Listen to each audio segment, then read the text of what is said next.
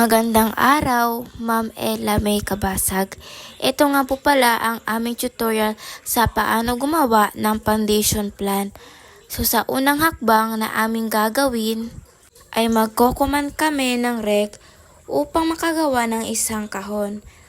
At pagkatapos nito, ang isang kahon ay i-convert namin sa 200 at 200 upang makagawa kami ng maliit na kahon. Tapos namin gumawa ng maliit na kahon, ay mag-command naman kami ng L-line upang makagawa ng X na hugis sa loob ng kahon.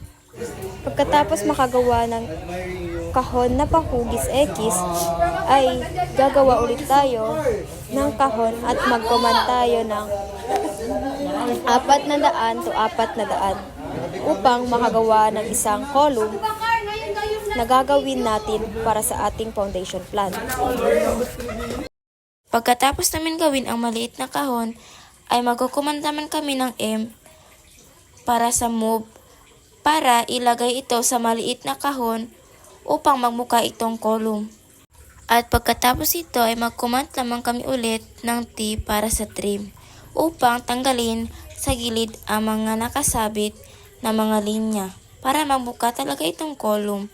At pagkatapos nito ay magko-command naman kami ng M na move para mailagay ito sa malaking kahon sa gilid ng mga linya ng malaking kahon upang mamuka itong mga column.